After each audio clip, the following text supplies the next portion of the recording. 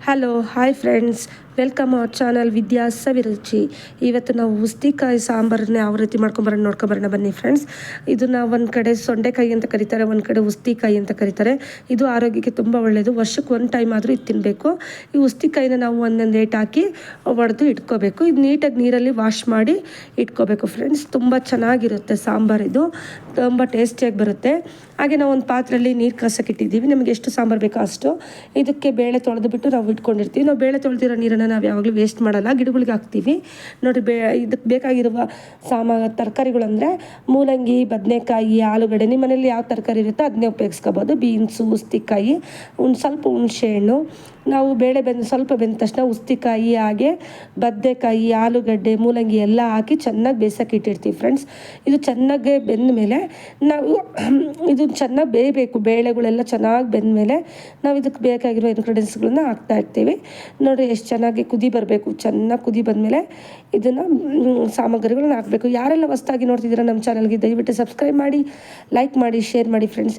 ಇದಕ್ಕೆ ಈರುಳ್ಳಿ, ಟೊಮೊಟೊ, ಹಸಿಮೆಣಸಿನ್ಕಾಯಿ, ಅರಶಿನ ಪೌಡ್ರು ಸಹಿತ, ಎಣ್ಣೆ ಇವನ್ನೆಲ್ಲ ಹಾಕಿ ಅದ್ರ ಜೊತೆ ಕೊತ್ತಂಬರಿ ಸೊಪ್ಪು ಎಲ್ಲ ಹಾಕಿ ಬೇಯಿಸ್ತಾ ಇದ್ದೀವಿ ಫ್ರೆಂಡ್ಸ್. ಇದು ತುಂಬ ಚೆನ್ನಾಗಿ ಬರುತ್ತೆ.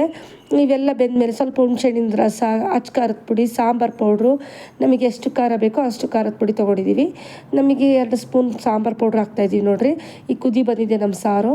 ಅದಕ್ಕೆ 2-3 ಸ್ಪೂನು ಸಾಂಬಾರು ಪೌಡ್ರು, ಹಾಗೆ ಅಚ್ಚ ಖಾರದ ಪುಡಿ, ಇದನ್ನೆಲ್ಲ ಹಾಕಿಬಿಟ್ಟು ಹುಣ್ಸೆಹಣ್ಣು ಹಾಕಿ ಉಪ್ಪು ಹಾಕಿ ಇಟ್ಬಿಟ್ರೆ ನಮ್ಮ ಸಾರು ರೆಡಿ ಆಗುತ್ತೆ. ನೋಡಿರಿ, ಅಚ್ಚ ಖಾರದ ಪುಡಿ ಎಷ್ಟು ಚೆನ್ನಾಗಿ ಕಾಣಿಸ್ತಾ ಇದೆ. ಸಾಂಬಾರು ನಮಗೆ ಎಷ್ಟು ಬೇಕೋ ಅಷ್ಟು ಹುಳಿ ಇಟ್ಕೋಬೇಕು. ಉಪ್ಪು ಹಾಕ್ಕೋಬೇಕು ರುಚಿಗೆ ತಕ್ಕಷ್ಟು. ಹಾಗೆ ಇದಕ್ಕೆ ಒಗ್ಗರಣೆ ಕೊಟ್ಬಿಟ್ರೆ ಸಾಂಬಾರು ರೆಡಿ ಆಗುತ್ತೆ ಫ್ರೆಂಡ್ಸ್. ನೋಡಿರಿ, ಎಣ್ಣೆ ಹಾಕ್ಬಿಟ್ಟು ಒಂದು ಬಾಣಲಿಯಲ್ಲಿ ಸಾಸಿವೆ, ಇದಕ್ಕೆ ಜೀರಿಗೆ ಹಾಕಬಾರ್ದು, ಸಾಸಿವೆ ಮತ್ತು ಕರಿಬೇವು ಅಷ್ಟೇ ಹಾಕಬೇಕು ಫ್ರೆಂಡ್ಸ್. ಇದು ಚೆನ್ನಾಗೆ ಎಣ್ಣೆ ಕಾದ್ಮೇಲೆ ಚಟಪಟ ಸಿಡಿತಾ ಇರಬೇಕು. ಸಾಸಿವೆ ಹಾಕಬೇಕು. ಸಾಸಿವೆ ಚಟಪಟ ಸಿಡಿದ್ಮೇಲೆ ಕರಿಬೇವು ಹಾಕಬೇಕು. ಕರಿಬೇವು ಹಾಕಿ ನೋಡಿ, ಚಟಪಟ ಸೌಂಡ್ ಮಾಡ್ತಾಯಿದ್ದೆ, ಗಮ್ ಅಂತ ಮನೆ ತುಂಬ ಸ್ಮೆಲ್ ಬರ್ತಾಯಿದೆ, ಸಾಸಿವೆ ಸ್ಮೆಲ್ಲು.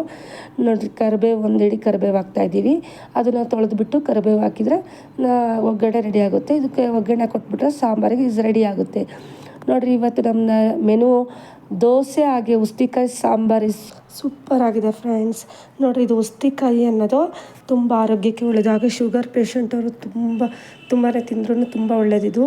ಶುಗರು, BP ಕಂಟ್ರೋಲ್ ಮಾಡುತ್ತೈತೆ. ಇದನ್ನು ವರ್ಷಕ್ಕೆ ಒಂದು ಟೈಮ್ ಆದರೂ ತಿನ್ನಿರಿ friends. Okay, thank you, bye bye. Next ವಿಡಿಯೋದಲ್ಲಿ ಸಿಗೋಣ.